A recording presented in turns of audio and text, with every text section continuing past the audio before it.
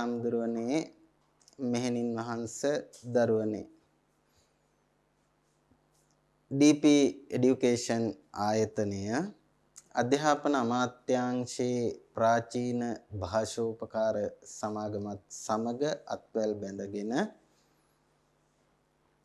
ප්‍රාචීන භාෂාවන් හදාරන ප්‍රාචීන විභාග සඳහා ඉදිරිපත් වන අපේ හාමුදුරුවන් වහන්සේලාගේ මෙහෙණින් වහන්සේලාගේ වගේම දුවදරුවන්ගේ අධ්‍යයන අධ්‍යාපන කටයුතු සඳහා රුකුලක් සහයෝගයක් ලබා දීමේ අපේක්ෂාවෙන් DP ප්‍රාචීන අධ්‍යාපනය මාර්ගගත අධ්‍යාපනික වැඩසටහන ඔබ වෙත ගෙනෙනු ලබනවා. ඊට සමගාමීව ප්‍රාචීන පණ්ඩිත අවසාන උපාධි පරීක්ෂණයෙහි පාලි විෂය 3 වන ප්‍රශ්න පත්‍රයට අදාළව පාලි සාහිත්‍ය ඉතිහාසයට අදාළව ඉදිරිපත් කරන ලබන පාඩම් මාලාවේ 92 වන පාඩමයි අපි අද දවසේදී ආරම්භ කරන්නට සූදානම් වෙන්නේ. ඉතින් මේ පාඩම් මාලාවත් එක්ක එකතු වෙලා ඉන්න හැම දෙනාම දන්නවා මේ වෙනකොට අපි අපේ විෂය නිර්දේශයට අදාළව පවතින ගැඹුරු කොටස් අවසන් කරගෙන ඇවිල්ලා එහි අවසන් අවස්ථාවට තමයි සමීප වෙමින් ඉන්නේ. එහෙමත් නැත්නම් විෂය නිර්දේශය තුළින් අපට පාලි සාහිත්‍යයේ අන්තර්ගත විවිධ අනු සාහිත්‍යයන් පිළිබඳව નિયમિત කරලා තියෙනවා මේ විභාගයට අදාළව හැදෑරීම සඳහා. එම කොටස් අතුරෙන් මේ වෙනකොට අපි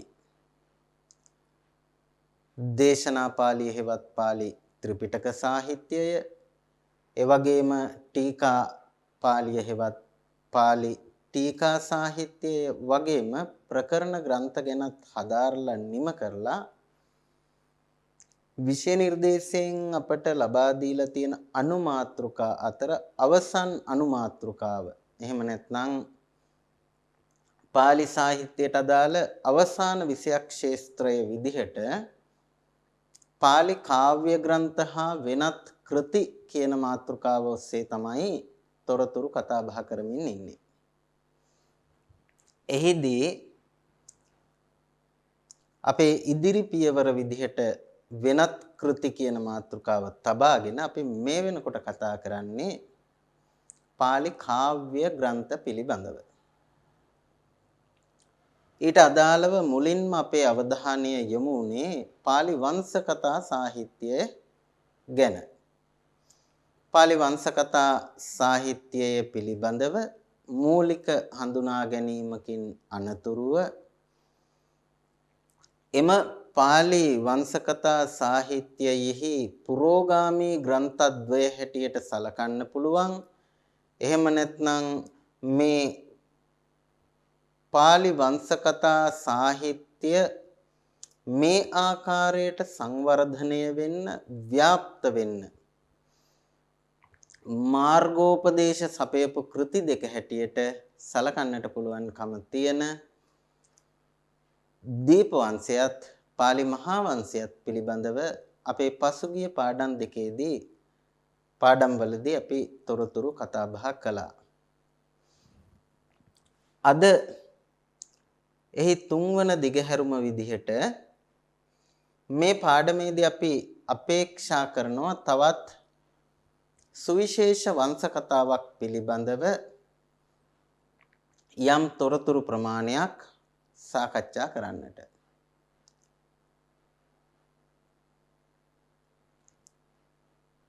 විශේෂයෙන් මේ වංශ කතාව අපිට ආගන්තුක නුහුරු නුපුරුදු වංශ කතාවක් නෙමෙයි. ප්‍රාචීන විභාග සඳහා අධ්‍යාපනය හදාරන අය හැටියට අපි මින් පෙර ප්‍රාචීන මධ්‍යම පන්තියේදී මේ කෘතිය පිළිබඳව හදාරලා තිබෙනවා. එහෙම නැත්නම් ප්‍රාචීන මධ්‍යම විභාගයෙහි පාලි විෂය නිර්දිෂ්ට ග්‍රන්ථවලට අදාළව අපි මේ කෘතියේ සැලකිය යුතු කොටසක්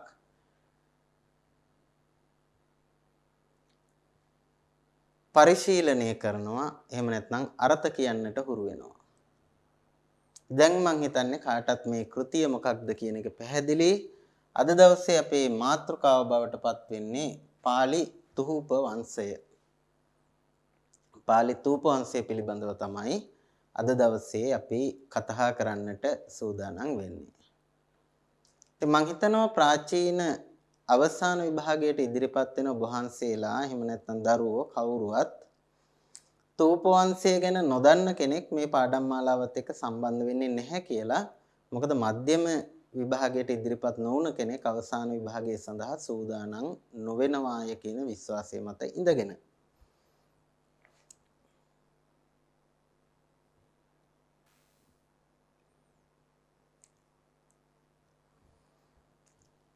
අපි දන්න කියන පොතක් නිසා වෙනොත් අපි මේ කෘතිය පිළිබඳව සැලකිය යුතු ප්‍රමාණයකින් හදාරලා තිබෙන නිසා වෙනොත් කෘතිය අන්තර්ගතය ගැන අපට යම් අවබෝධයක් තිබෙන නිසාත් අපි මෙතනදී මේ පොත ගැන දීර්ඝ විස්තරයක් කරන්නට බලාපොරොත්තු වෙන්නේ නැහැ, අපේක්ෂා කරන්නේ නැහැ. මේ පාඩමේදී බලාපොරොත්තු වෙන්නේ මූලික වශයෙන් මේ කෘතියට අදාළව දැනගත යුතු කරුණු කිහිපයක් නැවත සිහි කැඳවන්නට, අලුතෙන් උගන්වන්න නෙමෙයි, නැවත සිහිපත් කරලා දෙන්න තමයි මෙතනදී බලාපොරොත්තු වෙන්නේ. ඉතින් මේ පාලි තූපවංශයේ කෘතිය ගත්තාම අපි ඇයි මේකට පාලි තූපවංශය කියලාම කියන්නේ? ගොඩක් පාලි වංශ කතා වලට මුලින් අපිට පාලි කියන වචනේ යොදන්න වෙනවා. හේතුව පාලි වංශ කතා අතර ඇතුළත් වෙලා තියෙන ගොඩක් පොත්පත් තියෙනවා සිංහල භාෂාවෙනුත් එනමින්ම වංශ කතාවන් රචනා වී තිබෙන. එනිසා බොහෝ තැන්වලදී ඒ වගේ කෘති පිළිබඳව හදාරනකොට අපට සිද්ධ වෙනවා ඒ කෘතියට මුලින් පාලි කියන විශේෂණය යොදන්න. එතකොට තමයි ඒක පාලි සාහිත්‍යය තුල අන්තර්ගත වෙලා තියෙන කෘතිය කියලා නිශ්චිතව අපට හඳුනගන්න පුළුවන්. ඉතින් තූපවංශය ගත්තහමත් එහෙමයි.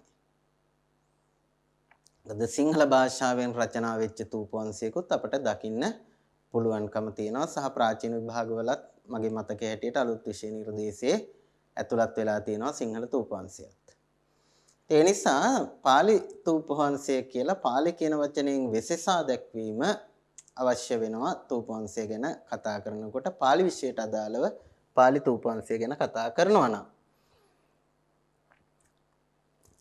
හැබැයි වර්තමානයේ අපට දකින්න තියෙන තූපවංශය ගත්තාම වර්තමානයේ අපි භාවිත කරන තූපවංශය සිංහල තූපවංශය පාලි එක නෙමෙයි. වර්තමානයේ භාවිත කරන සිංහල තූපවංශය රචනා වෙන්නේ මේ තියෙන පාලි තූපවංශය දිහා බලාගෙන සිංහලෙන් කරපු රචනාවක් විදිහට. එහෙම නැත්නම් මේ පාලි තූපවංශයෙන් සිංහලයට කරපු පරිවර්තනයක් තමයි වර්තමානයේ අපේ සිංහල තූපවංශය කියලා කතා කරන්නේ. එහෙමය කියලා තූපවංශයේ සම්පූර්ණ ගෞරවය පාලියට ලබා දීමේ හැකියාවක් අපට නැහැ.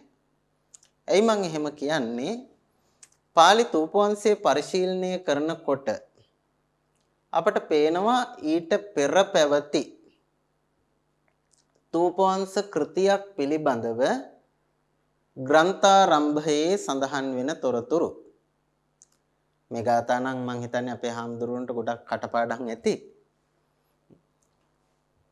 කිංචාපි සෝයති ජනේන පුරාතනේන අත්ථාය සීහල ජනස්ස කතෝ පුරාපි වාක්කේන සීහල භවේ නබි සංකටත්තා අත්තං සාදයති සබ්බ ජනස්ස සම්මා කිංචාපිසෝ යති ජනේන පුරාතනේන අත්ථාය සීහල ජනස්ස කතෝ පුරාපි. මෙතන මේ කිංචාපි කියන වචනයෙන් කියවෙනවා කිංච අපි කියන වචන දෙක එකතු වෙලා තියෙන්නේ සංධියක්. කිංචාපි කියන එකෙන් කියවෙනවා ඔය අපි සිංහල භාෂාවෙන් කියන්නේ උනත් නැත්නම් තිබුණත් කියන වගේ අදහසක් තමයි උත් කියන අදහස තමයි මේ කිංචාපි කියන එකෙන් අදහස් වෙන්නේ. ඊට සෝ කියලා කියන්නේ එම ග්‍රන්ථය. සෝ එම ග්‍රන්ථය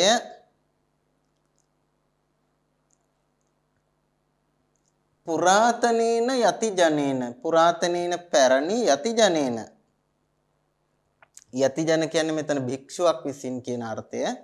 එතකොට පුරාතනේන යති ජනේන පැරණි භික්ෂුවක් විසින් පෙරවිසූ භික්ෂුන් වහන්සේ නමක් විසින් සෝ ඒ තූප වංශය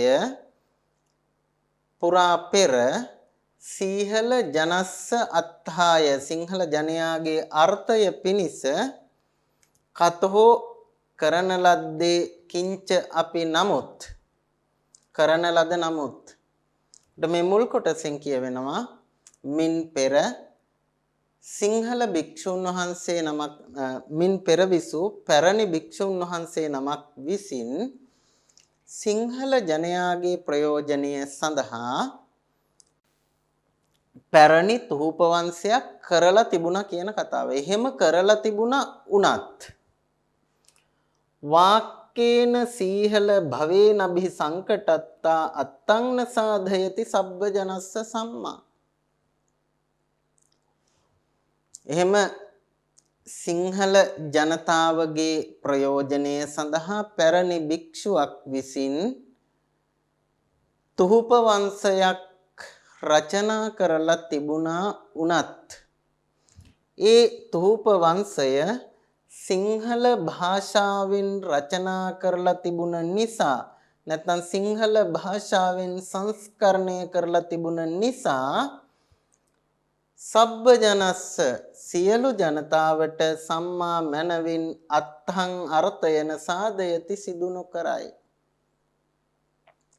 මම අර මීට පෙර පොත් ගැන කතා කරනකොටත් ඔබ වහන්සේලාට මතක් කළා යම් කිසි කෘතියක් රචනා කරනකොට එම විෂය පදනම් කොටගෙන ඉන් පෙර යම් කෘතියක් රචනා වෙලා තිබුණොත් කතුවරුන්ගේ සිරිත වෙනවා එලෙස රචනා කොට තිබූ කෘති දක්වලා ඒව තිබියදී තමා විසින් අභිනවයෙන් කෘතියක් රචනා කිරීමට හේතුව කුමක්ද කියන එක පැහැදිලි කිරීම. වර්තමානයේ වුණත් එහෙමයි අපි යම් ශාස්ත්‍රීය කටයුත්තක නිරත වෙනකොට පිටම ශාස්ත්‍රීය ලිපියක් ලිව්වත් ශාස්ත්‍රීය ග්‍රන්ථයක් රචනා කරත් උපාධියකට වගේ නිබන්ධනයක් ලිව්වත් එහෙම නැත්නම් දැන් ඔබ වහන්සේලාට පුළුවන්කම තියෙනවා ප්‍රාචීන භාෂෝපකාර සමාගමේ ප්‍රාචීන පඬිත අවසාන උපාධිය සමත් වුණයින් පස්සේ ග්‍රන්ථ විශාරද වගේ විභාගවලට ඉදිරිපත් වෙන්න ඒ වගේ අවස්ථාවකදී කෘතියක් රචනා කළත් ශාස්ත්‍රීය මට්ටමේ යම් ලේඛනයක් සම්පාදනය කරනකොට ඒකේ තියෙන සාහිත්‍ය සමීක්ෂාවක් සිද්ධ කළ යුතු වෙනවා. ඒ කියන්නේ ලිටරරි රිවිව් එකක් කරන්න ඕනේ. ඒ විෂය පදනම් කොටගෙන මේ දක්වා ලියවිලා තියෙන පොත්පත් ආදී මොනවද? ඒවයි තියෙන අඩුලුහුඩුකම් මොනවද? එතකොට ඒ තියෙන අඩුලුහුඩුකම් නැත්නම් එහෙම ග්‍රන්ථ රචනා වෙලා තියෙද්දි තමන් ලියන එකේ තියෙන විශේෂත්වය මොකක්ද කියන එක මතු කරලා පෙන්වන්න. ඔට තමන් ලියන එකට එහෙම විශේෂත්වයක් නැත්නම් තමන් කරන නිර්මාණයට එබඳු අවශ්‍යතාවයක් මතු නොවෙනවා නම් ඒක නිෂ්ඵල වෑයමක් බවට පත් වෙනවා. එතකොට තමන් කරන එක එබඳු නිෂ්ඵල ක්‍රියාවක් නොවේයි. ඒ පැවතුණු ග්‍රන්ථවල යම් දුර්වලතාවයක් තිබුණා. ඒ තිබුණ දුර්වලතාවය මගහරවලා එතන මතුවන අවශ්‍යතාවය සම්පූර්ණ කිරීම වෙනුවෙන් තමයි මේ කෘතිය රචනා කරන්නේ කියන එක කතුවරයා පෙන්වා දීලා තියෙනවා. එතකොට ඒ අනුව කියනවා පැරණි භික්ෂුවක් සිංහල භාෂාවෙන් සිංහලයාගේ ප්‍රයෝජනය සඳහා පැරණි තූපවංශයක් කරලා තිබුණා වුණත් සියලු දෙනාටම ඒකෙන් තමන්ගේ අභිමතාර්ථයන් සාධනය කරගත නොහැකි. මොකද ඒක කරලා තියෙන්නේ සිංහල භාෂාවෙන්. ඒකෙන් ප්‍රයෝජන ගන්න පුළුවන්නේ සිංහල භාෂාව දන්න අයට විතරයි. එනිසා මම මේ විදිහේ කෘතියක් අභිනවයෙන් රචනා කරනවා කියන එක තමයි මෙතනදී කතුවරයා පෙන්වා දෙන්නේ. එතකොට ඒ අනුව තූපවංශයේ ආරම්භයේදීම කතුවරයා පෙන්වලා දෙනවා ඉන් පෙර සිංහල භාෂාවෙන් රචනා වී තිබූ තූපවංශයක් තිබුණාය කියලා. කොට තූපවංශ කතුවරයාට මූලාශ්‍රයක් බවට පත් වෙනවා ඉන් පෙර රචනා වෙලා තිබුණ සිංහල තූපවංශය. ඊළඟට අපි ගත්තොත් තූපවංශය කෘතියෙන් අපේක්ෂා කරන්නේ කුමක්ද? එහෙම නැත්නම් මෙහි විස්තර වෙන්නේ මොකක් පිළිබඳවද කියලා ගත්තොත් තූපවංශයේත් ඒ පිළිබඳව විස්තර වෙනවා. ඇයි මේකට තූපවංශය කියන්නේ කියන කතාව ඔබ වහන්සේලාට මතක ඇති. ආරම්භයේම ওই ගාථා ටික ආරම්භක ගාථා වලින් පස්සේ කාගේ තූපයේද ආදී වශයෙන් ප්‍රශ්න විමසලා ඒවට පිළිතුරු ලබා දීම කරලා තියෙනවා. එතකොට තූපවංශයේ අරමුණ බවට පත් වෙන්නේ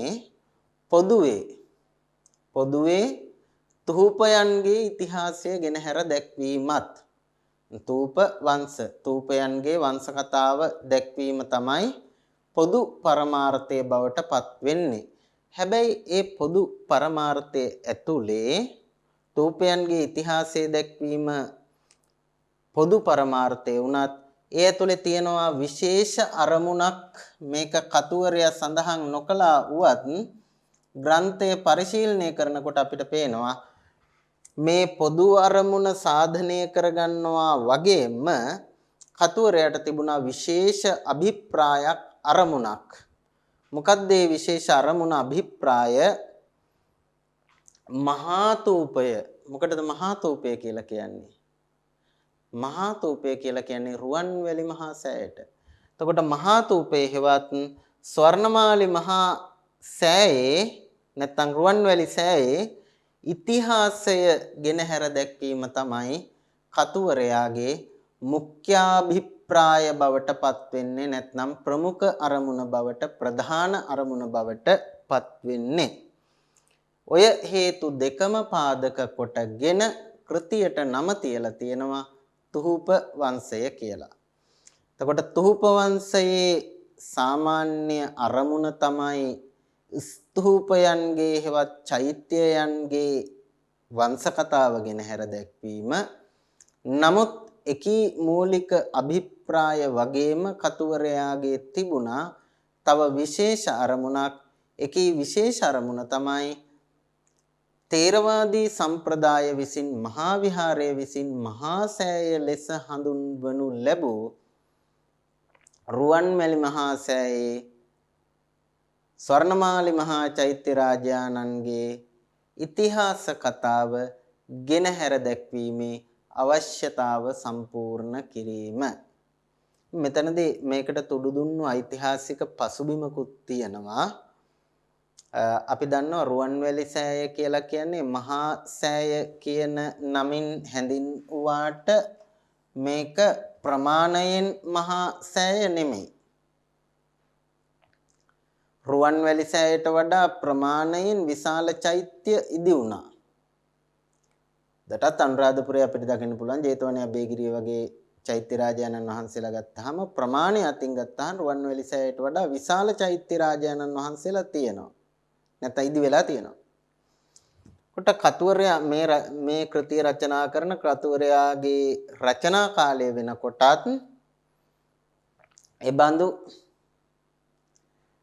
නිර්මාණ ඉදි වෙලා තිබුණා වෙන්නට පුළුවන්. මොකද අපි දන්නවා අබේගිරිය එහෙම ඉදි කරන්නේ වලගම්බා රජතුමාගේ කාලය වගේ ඈත කාලයක. ඒ නිසා මෙම ග්‍රන්ථය හෝ මේ ග්‍රන්ථය සඳහා පාදක වුණු මූලාශ්‍ර ග්‍රන්ථ රචනා වෙන වකවානුව වෙනකොටත් බොහෝ විට ඔය කියන විශාල චෛත්‍ය රාජානන් වහන්සේලා දෙනම විශේෂයෙන් ජේතවන අභයගිරි කියන චෛත්‍ය රාජානන් වහන්සේලා ඉදි වෙලා තිබුණාය කියලා හිතන්නට පුළුවන්. කල්පනා කරන්නට පුළුවන්. එතනදී තේරවාදී හාමුදුරුවරුන්ට එහෙම නැත්නම් මහා විහාරේ හාමුදුරුවරුන්ට අභියෝගයක් මත උනා ප්‍රමාණය අතින් අර චෛත්‍ය රාජානන් වහන්සේලා විශාල උවත් පූජනීයත්වයෙන් වැඩි වටිනාකමක් තියෙන්නේ රුවන්වැලි මහා සෑයටය කියන එක මිනිස්සුන්ට දෙන්න අවශ්‍ය වුණා. නැත්නම් ඒ පණිවිඩය ගෙනියන්න අවශ්‍ය වුණා මහා විහාරේ ඉඳපු හාමුදුරුවරුන්ට. ඇතම් විටක මෙබඳු තූපවංශය වැනි ග්‍රන්ථ රචනා වෙන්නට එක හේතුවක් බවටත් ඔය කාරණයපත් වෙන්නටත් ඇතිය කියලා හිතන්නට පුළුවන්. ඒ වෙනකොට පැවතිච්ච මේ පසුබිමත් මෙබඳු ග්‍රන්ථ රචනා වීම විෂයෙහි බලපාන්නට ඇතය කියලා අපට හිතන්න පුළුවන්, කල්පනා කරන්නට පුළුවන්. දැන් ඔය කියපු සිංහල භාෂාවෙන් රචනා වෙලා තිබුණ තූපවංශය විතරක් නෙමෙයි, මේ තූපවංශය ලියන්න කලින් පාලියෙන් ලියවිච්ච තූපවංශයකුත් තිබිලා තියෙනවා. ඉස්සලා කිව්වේ සිංහලෙන් ලියපු තූපවංශයක් ගැන්නේ. සිංහල තූපවංශය විතරක් නෙමෙයි. මේ කියන තූපවංශය ලියන්න කලින් අද අපි පරිශීලනය කරන තූපවංශය ලියන්නට කලින් තව පාලි තූපවංශයකුත් රචනා වෙලා තිබිලා තියෙනවා. මේ පාලි තූපවංශයක් තියෙද්දී එහෙනම් තවත් පාලි තූපවංශයක් ලිව්වේ? ප්‍රශ්නයක් තමයි. ඒකට උත්තරේ දෙනවා කතෝරයා මේ විදිහට.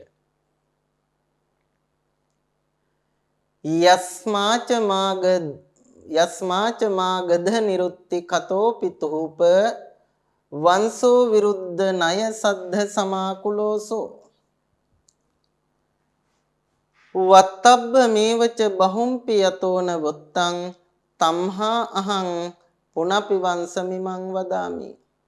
යස්මාච මාගධ නිරුත්ති කතෝ පිතුූප වංශෝ විරුද්ධ ණය සද්ධ සමාකුලෝසෝ වත්තබ්බ මේවච බහුම්පි යතෝන වොත්තං තම්හා අහං පුනපි වංශමිමං වදාමි. එහෙම පාලි භාෂාවෙන් රචනා වුණු තූපවංශයක් පැවතියදී තමා විසින් නැවත වරක් පාලි තූපවංශයක් රචනා කිරීමට හේතුව පැහැදිලි කරන කතුවරයා අපට මෙහිම කියනවා. මොකද කියන්නේ? යස්මා යම් හේකින් මාගධ නිරුත්ති කතෝ තූපවංශෝ අපි. මාගධ කියලා කිව්වේ පාලි, නිරුත්ති කියලා කිව්වේ මෙතනදී භාෂාව කියන අදහස ගන්න. මාගධ නිරුත්ති කතෝ කිව්වේ කරන ලද, තූපවංශයක් අපි කියන එකෙන් ගන්න පුළුවන් තිබුණත්, යම් හේකින් පාලි භාෂාවෙන් කරන ලද තූපවංශයක් තිබුණත් සෝ ඒ තූපවංශය විරුද්ධ ණය සද්ද සමාකුලෝ. විරුද්ධ ණය සද්ද සමාකුලෝ. ණය කිව්වේ න්‍යායන්, සද්ද කිව්වේ ශබ්දයන්ගෙන්, සංආකුලෝ ගැවසී ගත්තකි.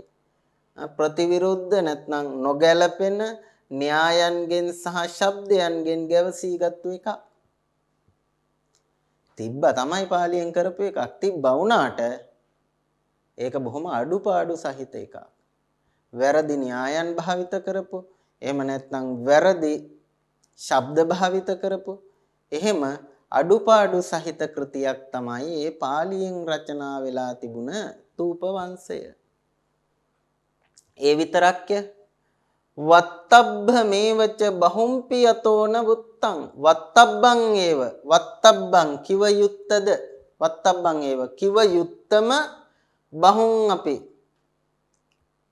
යතෝ නවුත්තං. යතෝ යම් හේකින් වත්තබ්බං කිය යුතු දෙයම බහුම් අපි නවුත්තං. බොහෝ සෙයින් නොකියන ලදී. ඒ කියන්නේ වර්ණනා කරන්න ඕනි තැනම තමයි වර්ණනා නොකර ඉඳලා තියෙන්නේ. එනිසා තම්හා අහං පුන අපි ඉමං වංශං වදාමි. මේක නිසා මම අහපව මේ වංශ කතාව කියනවා. මේ කියන තොරතුරත් එක්ක බලනකොට අපට හිතෙනවා මේ කියන පාලි භාෂාවෙන් රචනා වෙලා තිබුණ තුහුප වංශය ඊටාම සංක්ෂිප්ත රචනාවක් වෙන්නට ඇතිය කියලා. මේ කියන තොරතුරුත් එක්ක. ඇයි මම එහෙම කියන්නේ? මෙන්න මේ ප්‍රකාශයත් එක්ක බලනකොට අපිට පේනවා වත්තබ්බ මේවච බහුම්පි යතෝන වුත්තං කියන ප්‍රකාශයෙන් පේනවා කිව යුතු දෙය වර්ණනා කළ යුතු දෙයම යම් හේකින් බොහෝ සෙයින් නොකියන ලද්දේද කියලා මෙතන ප්‍රකාශයක් තියෙනවා. දැන් ඔය ප්‍රකාශයේ තිබ්බට විතරක් අපිට අනුමාන කරන්න බෑ, නිගමනය කරන්න බෑ මේක සංක්ෂිප්ත රචනාවක් කියලා. හැබැයි මේක සංක්ෂිප්ත රචනාවක් නොවුනා නම් අර වෙන තැන්වලදී අපිට හම්බ වෙනවා වගේ එක්ක අති විස්තර එහෙම නැත්නම් දීර්ඝ විස්තර සහිත බව තිබුණාය කියලා කතාවක් කියවෙන්න ඕනේ. හැබැයි මේක කොතනකවත් කියන්නේ නැහැ.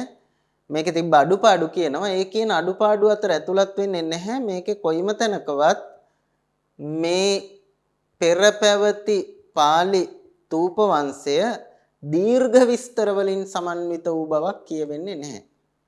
අධික විස්තර වලින් යුක්ත වූ බවක් කියවෙන්නේ නැහැ. කියන එකම කාරණය තමයි කාරණා දෙකක් කියනවා. කියන ප්‍රධාන කාරණයක් තමයි කිව යුතු දෙය වර්ණනා කළ යුතු දෙය විස්තර වශයෙන් ප්‍රකාශ කළ යුතු දෙයම විස්තර වශයෙන් කියලා නැහැ කියන එක තමයි කියන්නේ. වර්ණනා කළ යුතු එක වර්ණනා නොකර තිබෙනවයි කියලා කියනවා මිසක අනවශ්‍ය තැන්වල දීර්ඝ වර්ණනා තියනවාය කියන කතාවක් මෙතන කියවෙන්නේ නැහැ. ඊට අමතරව කියනවා විරුද්ධ ණය සද්ද සමාකුලෝ කියලා. එතකොට මේ කියන කතාවත් එක්ක හිතන්න පුළුවන් දේ තමයි බොහෝ විට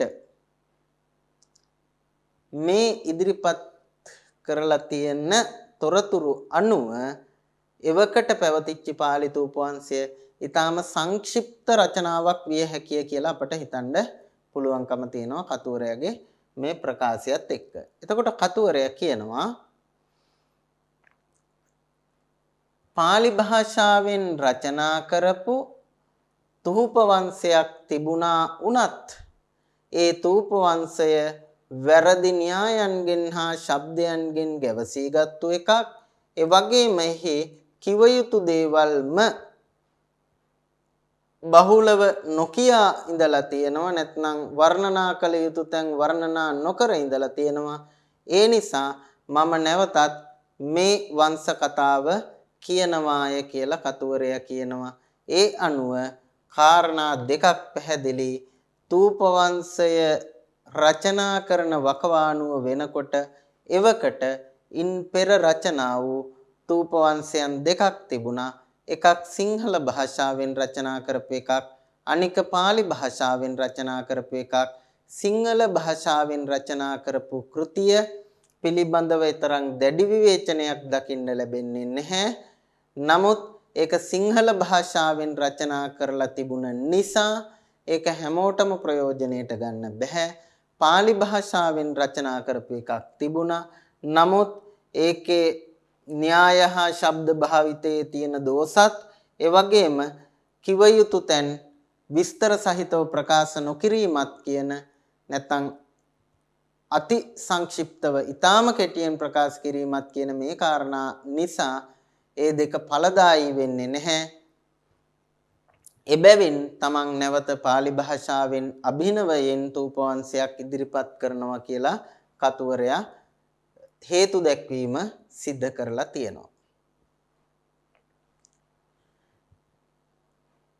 ඊළඟට මේ කෘතිය රචනා කරන්නේ තූප වංශය රචනා වෙන්නේ මහින්ද සේන කියන පිරිවෙනේ වැඩ වාසය කරපු ත්‍රිපිටකයේ පාරප්‍රාප්ත තෙරුන් වහන්සේ නමකගේ ආරාධනාව අනුව කියලා මේ කෘතියේ එන තොරතුරු වලින් පැහැදිලි වෙනවා. ග්‍රන්ථාවසානයේ තමයි මේ තොරතුරු සඳහන් වෙලා තියෙන්නේ. පොතේ අවසානයේ දැක්වෙන තොරතුරු වලින් කියවෙනවා මහින්ද සේන කියන පිරිවෙනේ වැඩ වාසය කරපු ත්‍රිපිටකයේ පාරප්‍රාප්ත තෙරුන් වහන්සේ නමකගේ ආරාධනාව අනුව තමයි කතුවරයා මේ ග්‍රන්ථය රචනා කළේ කියලා ග්‍රන්ථ අවසානයේ එන තොරතුරු වල සඳහන් වෙලා තියෙනවා.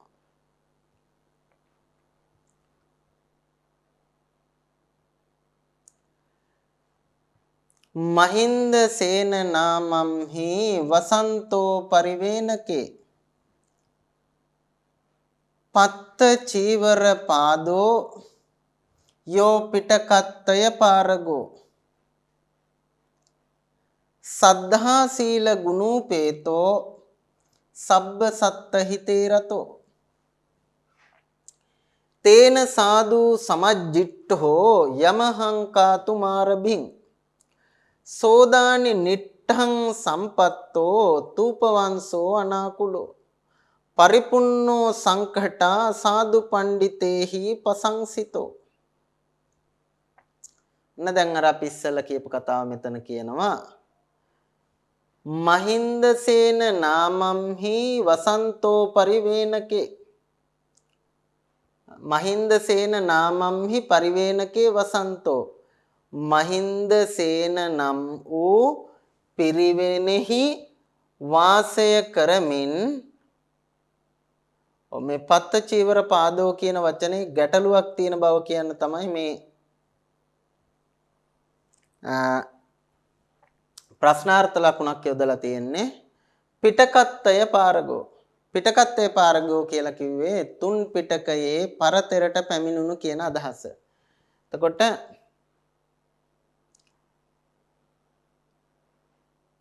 පත්ත චීවර කියනනම් අපි දන්නවනේ පාත්‍රා සිවුරු කියලා. මෙතන මේ පාදෝ කියන වචනය කවර අර්ථයකින් යෙදුවාද කියන එක පිළිබඳව එහෙම නැත්නම් මේ වචනය නිවැරදිද කියන එක සම්බන්ධයෙන් යම් ගැටලුවක් තියෙන බව අඟවන්න තමයි මේ ප්‍රශ්නාර්ථයක් යොදලා තියෙන්නේ. මේක චට්ට සංගායන මෘදුකාංගයෙන්ම තමයි මම ලබා ගත්තේ. අන්තර්ජාලයෙන් ඔබ වහන්සේලාට බලන්න පුළුවන්. සහ ඔබ වහන්සේලා ගාව තූපවංශේ පොත තියෙනවා නම් ඒ ඔස්සේ ලබා ගන්න පුළුවන්. එතකොට මේකෙන් කියනවා මහින්ද සේන කියන පිරිවෙනේ වාසය කරන තුන් පිටකයේ පරතර පැමිණි යම් සද්ධා සීල ගුණෝපේතෝ සබ්බ සත්ත හිතේ රතෝ සද්ධා සීල ගුණෝපේතෝ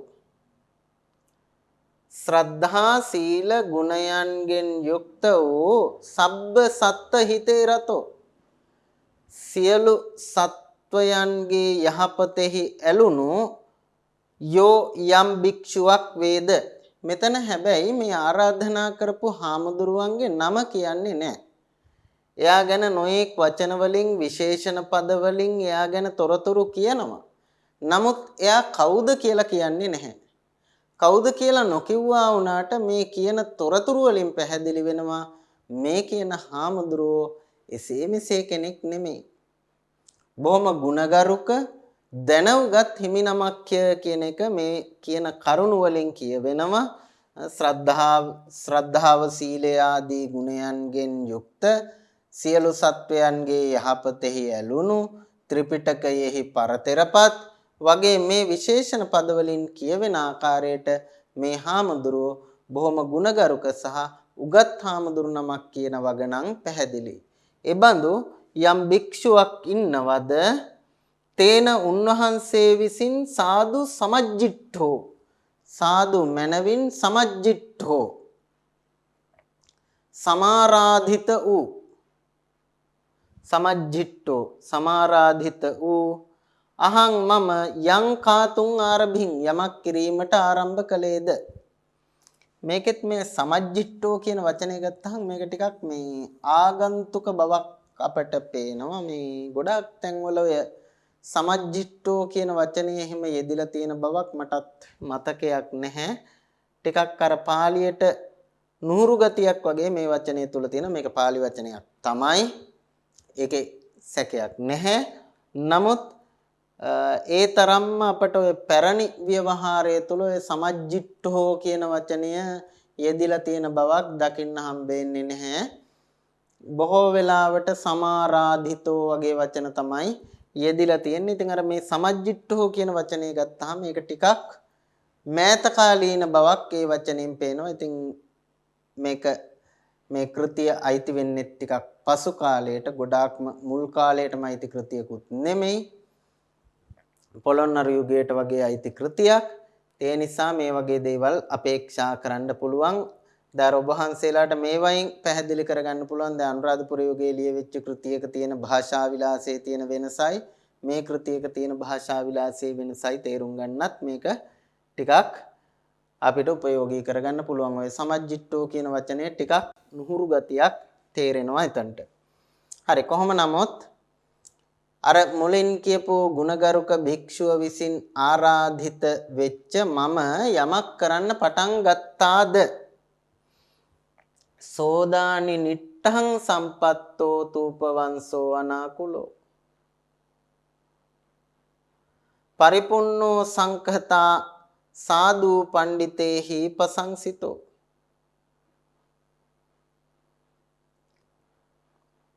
සෝ තූපවංසෝ ඒ තූපවංශය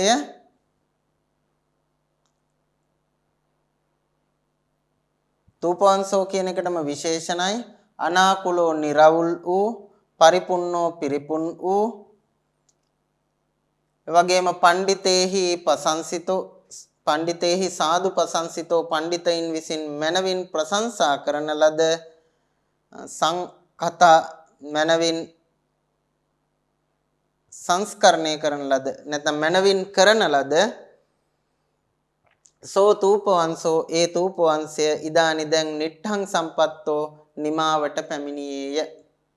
එතකොට ග්‍රන්ථය රචනා කරලා ඉවර කරලා ග්‍රන්ථාවසානයේ කතුවරයා ප්‍රකාශ කරනවා මහින්දසේන කියන පිරිවෙනේ වාසය කරපු තුන් පිටකයේ පරතරපත් සියලු සත්වයින්ගේ හිත යහපතෙහි ඇලුණු ශ්‍රද්ධා සීල ගුණයන්ගෙන් යුක්ත වෙච්ච යම් භික්ෂුවක් වේද එම භික්ෂුව විසින් මනවින් ආරාධිත වූ මම යමක් කරන්න පටන් ගත්තද ඒ පටන්ගත්තු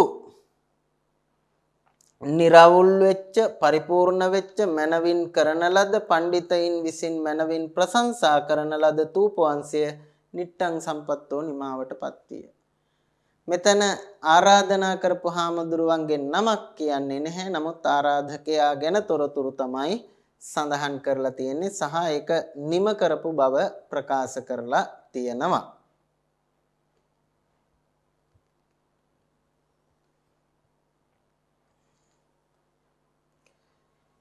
ඊළඟට මේ කෘතියේ කතුවරය පිළිබඳව සලකා බලන විට කෘතියේ කතුවරයා සම්බන්ධයෙන්ොත් අපට ග්‍රන්ථාවසානයේ තොරතුරු දකින්න ලැබෙනවා. අපි ඉස්සෙල්ලා කියවලා බලලා පස්සේ පැහැදිලි කරගමු.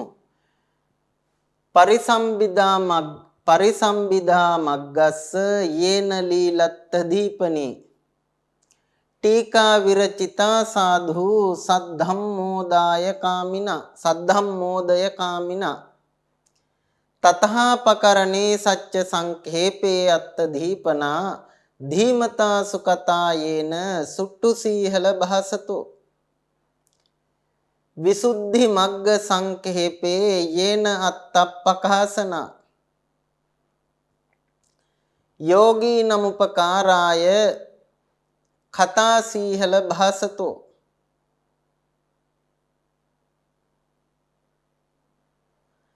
පරක්කම නරින්දස්ස සබ්බ භූපානකේතුනෝ ධම්මාගාරේ නියුත්තෝ යෝ පිටකත්තය පාරගෝ සාසනං සුට්ඨිතං යස්ස අන්තේවාසික බික්ඛුසු තේන වාචිස්සරත්තේර පාදේන ලිඛිතෝ අයන්ති.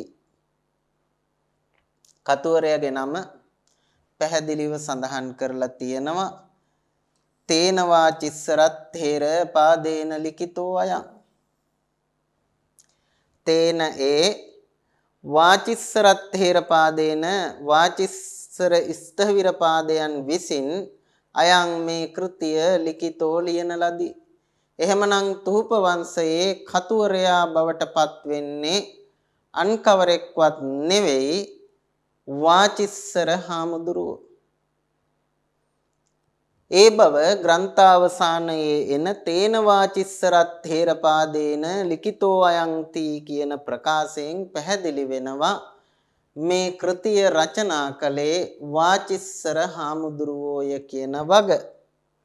ඒ වාචිස්සර හාමුදුරුවෝ පිළිබඳව තවත් තොරතුරු රාශියක් මේ නිගමන ග්‍රන්ථව නිගමන ගාථාවල සඳහන් වෙලා තියෙනවා. පරිසම්බිදා මග්ගස්ස යේන ලීලත්ත දීපනි. තන බොහෝ වෙලාවට මේ චට්ට සංගායනායකින් ගත්තු නිසා මේ වචන මෙහෙම වෙලා තියෙන පුළුවන්. මෙතන පරි වෙනුවට පටි කියලා යෙදුනා නම් වඩා හොඳයි. ලීල කියන එක වෙනුවට ලීන යෙදුනා නම් හොඳයි. පටිසම්බිදා මග්ගස්ස යේන ලීනත්ත දීපනි. කොට පටිසම්බිදා මග්ගස්ස පටිසම්බිදා මග්ගයට යේන යමකු විසින් ලීනත්ත දීපනි නමින් ටීකා විරචිතා සාදු සද්ධම්මෝදය කාමිනා සද්ධම්ම උදය කාමිනා සද්ධර්මයෙහි උදය හෙවත් දියුණුව කාමිනා කැමති වූ යේන යම් තැනැත්තකු විසින් පටිසම්බිදා මග්ගස්ස පටිසම්බිදා මග්ගයට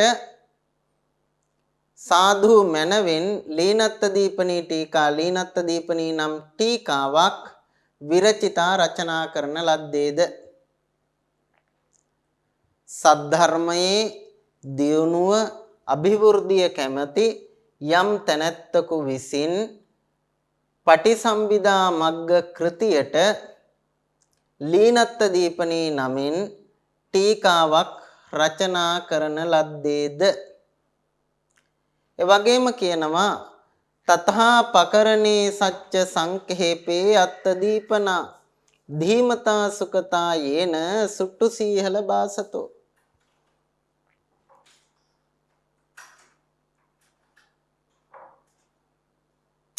තතහා එපරිද්දෙන්ම යේන ධීමතා යම් නුවණැත්තකු විසින් එපරිද්දෙන්ම යම් නුවණැත්තකු විසින්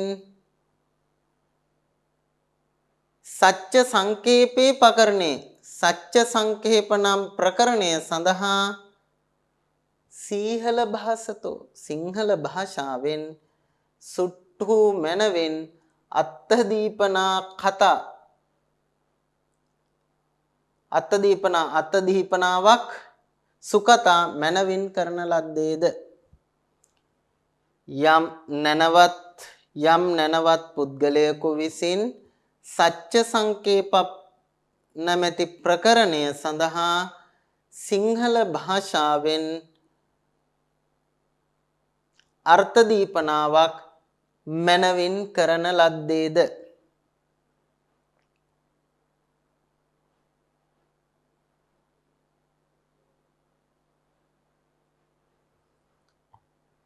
ඊළඟට කියනවා විසුද්ධි මග්ග සංඛේපේ යේන අත්තප්පකාසන යෝගීන මුපකාරාය කතා සීහල භාසතෝ. යම් තැනැත්තකු විසින් යේන කිව්වේ යම් තැනැත්තකු විසින් යෝගීනං උපකාරාය යෝගීන්ට උපකාරය පිණිස භාවනා කරන අයට කමඨහන් වඩන අයට උදව් පිණිස උපකාරය පිණිස විසුද්ධි මග්ග සංකේපේ විසුද්ධි මග්ග සංක්ෂේපයට සීහල භාසතෝ සිංහල භාෂාවෙන් අත්තප්පකාසනා කතා අර්ථ ප්‍රකාශනයක් කරන ලද්දේද.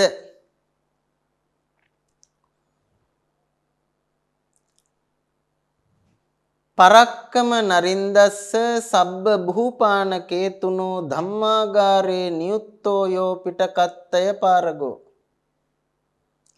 සබ්බ භූපානකේතුනෝ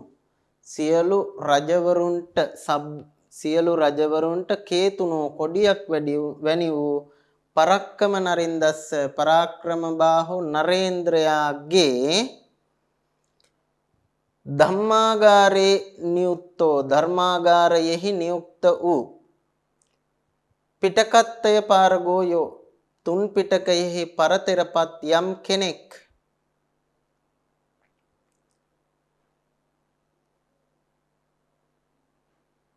යම් කෙනෙක් වේද සාසනං සුට්ටිතං යස්ස අන්තේවාසික භික්ඛුසු යම් කෙනෙකුගේ අන්තේවාසික භික්ෂූන් කෙරෙහි සාසනං සාසනය මනවින් සුට්ටිතං පිහිටියේද තේන වාචිස්සර තේරපාදේන ලිඛිතෝ අයන්තේ.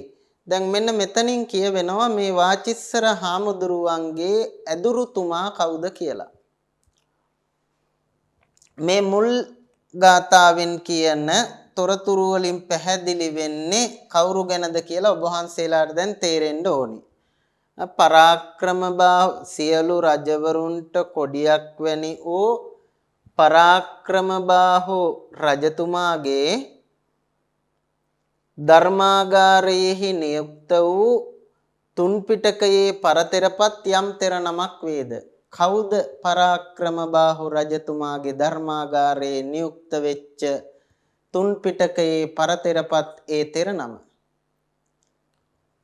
අපි මින් පෙර ඉගෙන ගත්තා ඒ තෙරුන් වහන්සේ තමයි පරාක්‍රමබාහු රජතුමාගේ ඔය ටීකා රචනා කිරීමේ ක්‍රියාවලියෙහි මූලිකත්වය අරගෙන කටයුතු කරපු ශාරිපුත්‍ර තෙරුන් වහන්සේ.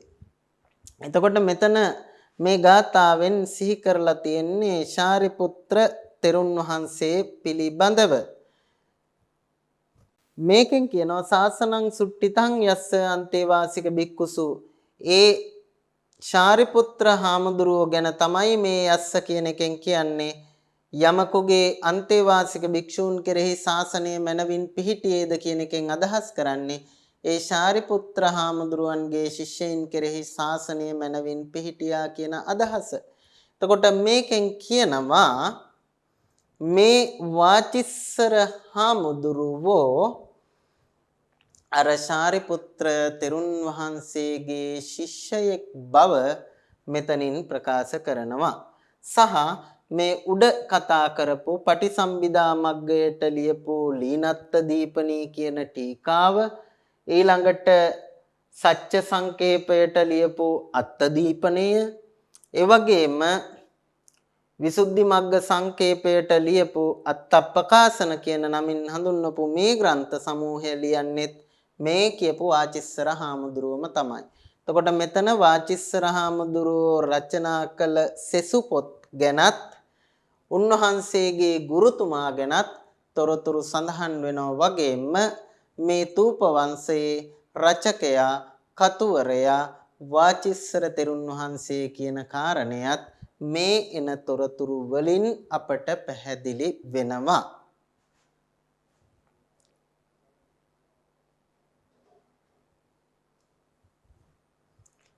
දැන් ඔය තොරතුරු වලින් පැහැදිලි වෙච්ච විදිහට අපි දැනගත්තා මේකේ කතුවරයා වාචිස්සර හාමුදුරුවෝ කියලා. ඒ දැනගත්තු එකට තව අලුතෙන් එකතු කරගන්න මේ වාචිස්සර හාමුදුරුවෝ වැඩ හිටියේ ක්‍රිස්තු වර්ෂ 13 වන සියවසේ. ක්‍රිස්තු වර්ෂ 13 වන සියවසේ වැඩ ඉඳපු වාචිස්සර කියන හාමුදුරුවෝ තමයි මේකේ කතුවරයා. එපමණක් නොවේ ඒ වාචිස්සර හාමුදුරුවෝ ශාරිපුත්‍ර හාමුදුරුවන්ගේ ශිෂ්‍යයෙක්. ඒ වගේම උන්වහන්සේ තවත් ග්‍රන්ථ 3ක් රචනා කළපු බව උන්වහන්සේගේ තූපවංශයේ අවසානයේ එන විස්තරයෙන් පැහැදිලි වෙනවා. ඊළඟට ඔය ශාරිපුත්‍ර හාමුදුරුවෝ ගැන සඳහන් වෙන තොරතුරු නිසාවෙන්ම සමහර වෙලාවට උගත්තු මේ කියන අදහස පිළිගන්න ටිකක් අදිමදි කරන ගතියක් තියෙනවා. එයි ඒකට හේතුව දැන් මේක අපිට හම්බ වුණා පරාක්‍රමබාහු රජතුමාගේ ධර්මාගාරයෙහි නියුක්ත වූ ත්‍රිපිටකයෙහි පරතරපත් යම් තෙර නමකගේ අන්තේවාසික භික්ෂූන් කෙරෙහි ශාසනය මනාව පිහිටියේද කියන ප්‍රකාශය.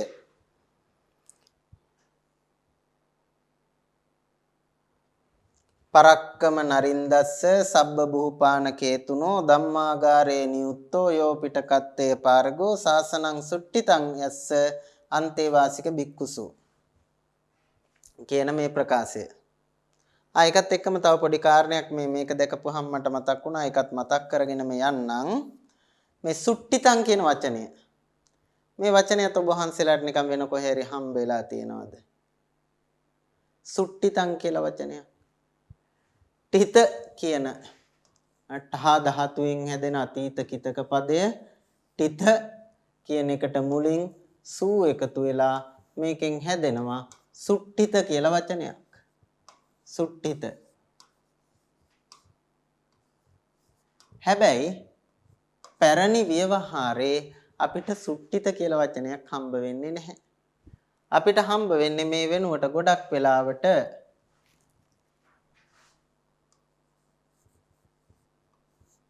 සුප්පතිට්ඨිත කියලා. සුට්ඨිත කියලා හම්බ වෙන්නේ නැහැ. සුප්පතිට්ඨිත හෝ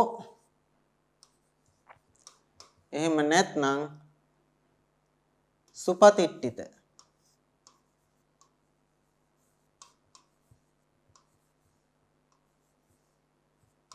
කියන වචන තමයි ගොඩක් වෙලාවට හම්බ වෙන්නේ. දැන් ඔය අටමස් මේ ශ්‍රී මහ බෝධිය වන්දින ගාථාවේ එහෙම හම්බෙන්නේ සුප්පතිට්ඨිත රට්ටානුරාධපුරේ කියලා. එතනත් සුප්පතිට්ඨිත. එතන නම් බොහෝ වෙලාවට මේ ඡන්දස ආරක්ෂා කරගන්න ඕන නිසා සුප්පතිට්ඨිත වෙලා තියෙනවා. ගොඩක් තැන් වල අපිට හම්බෙන්නේ සුපතිට්ඨිත කියලා. නමුත් මෙතන ඡන්දස ආරක්ෂා කර ගැනීම අරමුණු කොටගෙන වෙන්නත් පුළුවන්. සුට්ඨිත කියලා එකක් යෙදিলা තියෙනවා. මේක හරි විරල යෙදුමක්. තර මේ භාෂා ව්‍යවහාරයේ සමහර තැන්වල අපිට මෙහෙම වෙනස්කම් දකින්න පුළුවන්කම තියෙනවා. මේ පොළොන්නරු යුගයට යනකොට මේක 13 වෙනි ශතවර්ෂයේ රචනා වෙන්නේ. අනුරාධපුර යුගයට වඩා ගොඩක් වෙනස්. සමහර වෙලාවට සංස්කෘත වල ආభాෂය අර එහෙම එක අර පාලියේ තිබුණ අර මధుර බව, මනෝරම්‍ය බව යම් ආකාරයකට ටිකක් වියකිලා යන විදිහේ භාෂා ව්‍යවහාරයන් නැත්නම් ඇතැම් වචන එකතු වෙලා තියෙන බව පලින් පල තනින් තන දකින්න පුළුවන්කම තියෙනවා. තූපවංශයේ පුරාවටමත් ওই ලක්ෂණේ අපිට දකින්න පුළුවන්කම තියෙනවා. මේ සුට්ඨිතං කියන වචනයත් ගොඩක් අපිට එහෙම පාලි ග්‍රන්ථවල දකින්න ඒ තරම් දකින්න ලැබෙන ප්‍රකට ප්‍රකාශයක් ප්‍රකට වචනයක් එහෙම නෙමෙයි. හරි අපි කතා කරමින් හිටියේ නැවතත් යමු එතනට.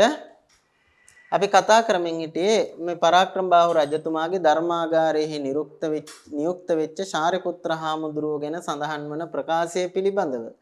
එතකොට මේ කියන ප්‍රකාශය පදනම් කොටගෙන ඇතැම් උගත්තු තර්කයක් ඉදිරිපත් කරනවා මෙන්න මේ විදිහට. මොකද්ද ඉදිරිපත් කරන තර්කය? ඔය කියන ප්‍රකාශය පදනම් කරගෙන සමහර අය කියනවා හරි වාචිස්සර හාමුදුරුවෝ කියලා තියෙනවා. එයා ශාරිපුත්‍ර හාමුදුරුවන්ගේ ශිෂ්‍යෙක්. එහෙනම් අනිවාර්යෙන්ම එතුමා ශාරිපුත්‍ර හාමුදුරුවන්ගේ ශිෂ්‍යෙක් තමයි කියලා පිළිගන්න උගත්තු කණ්ඩායමකුත් ඉන්නවා. තව කට්ටියක් ඕක දිහා බලලා මෙන්න මෙහෙම කතාවක් කියනවා. මොකද්ද කියන්නේ? දැන් ශාරිපුත්‍ර හාමුදුරුවන්ගේ එකම ශිෂ්‍යයා වාචිස්සර හාමුදුරුවෝ නෙමෙයිනේ. අපි ටීකා ගැන කතා කරනකොට කතා කරන්නේ තව ගොඩක් හිටියනේ හාමුදුරුවෝ. උන්වහන්සේගේ ශිෂ්‍යයෝ හිටියා, පොත්පත් ලියපු හොඳ දැනුගත් හාමුදුරුවෝ ගොඩක් හිටියා.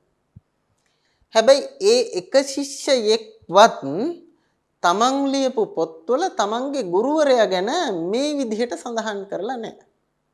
මේ විදිහට සඳහන් කරලා නැහැ.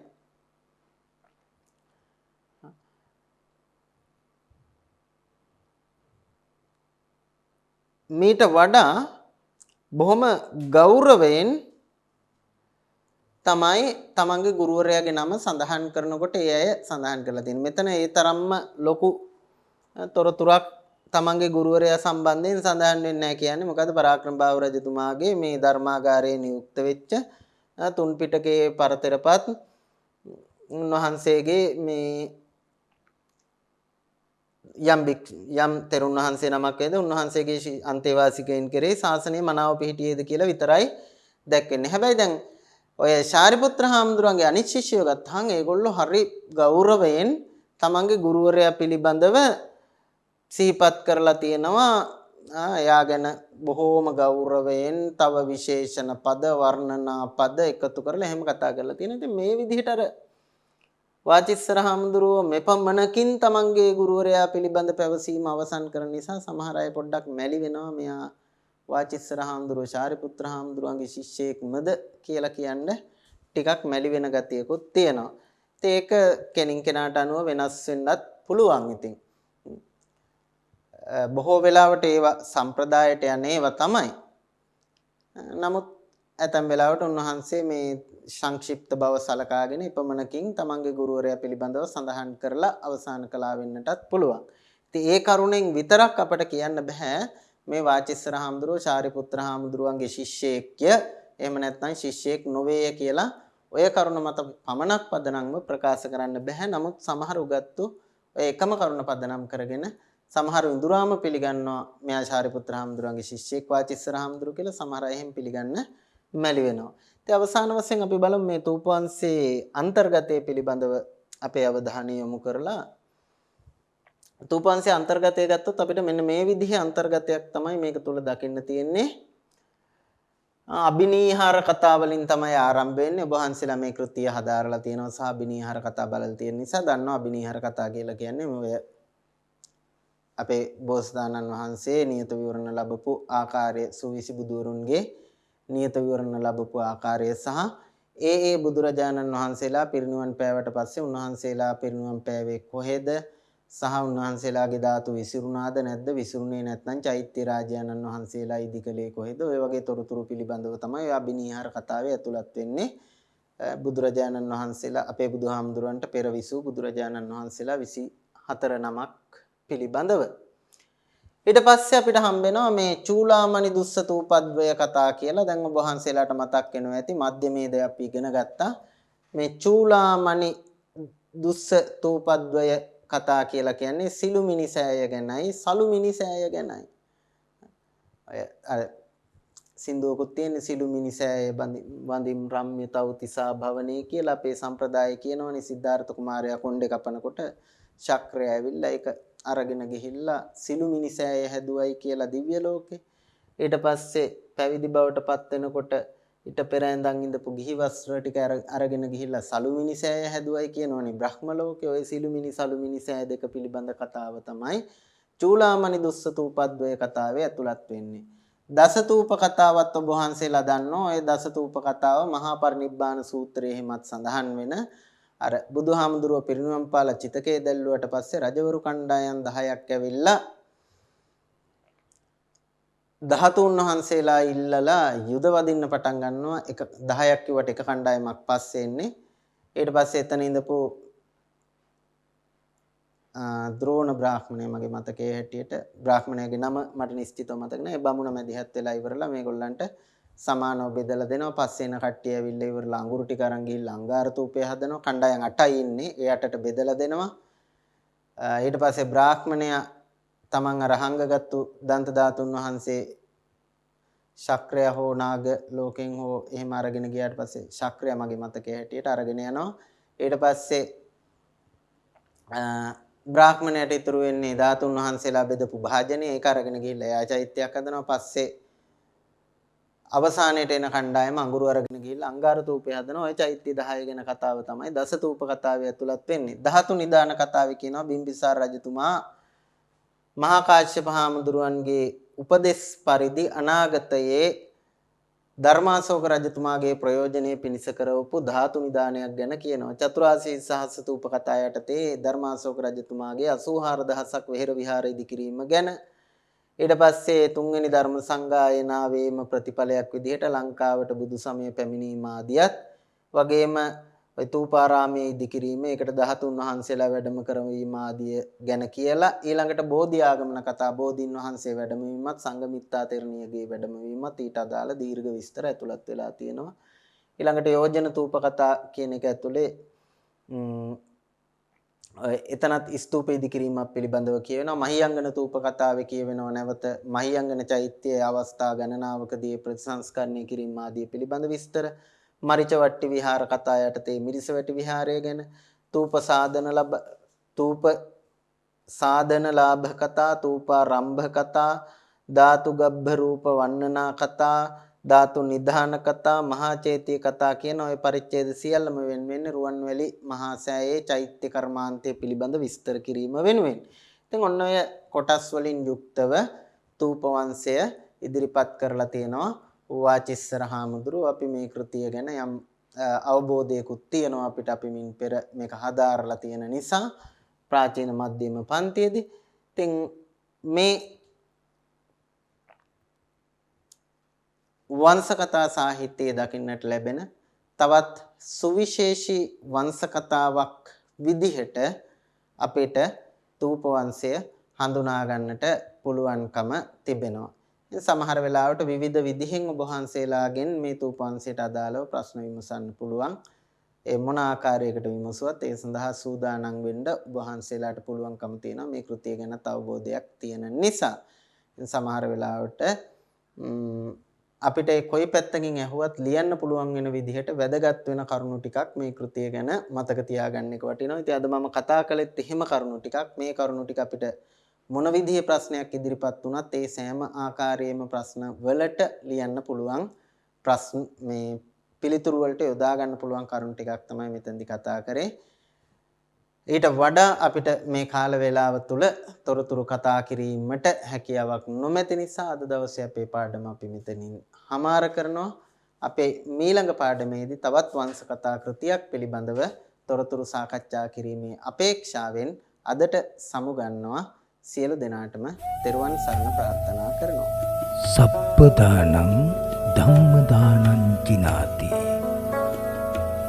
සියලු දානයන්ට වඩා ධර්ම දානය උතුම් වන්නේය යන උතුම් බුදු වදන පසක් කරමින් ප්‍රාචීන අධ්‍යාපනය ලබන සුවහසක් හාමුදුරුවන් වහන්සේලාගේ මෙහෙණින් වහන්සේලාගේ සහ දුවා දරුවන්ගේ දහම් ඇස විවර කරමින් සම්බුද්ධ ශාසනයේ චිරස්ථිතිය උදෙසා ධම්මික ෆ්‍රසිලා පෙරේරා පදනම මගින් සිදු කෙරෙන මහංගු සමාජ සත්කාරයයි ඩීපී ප්‍රාචීන අධ්‍යාපනය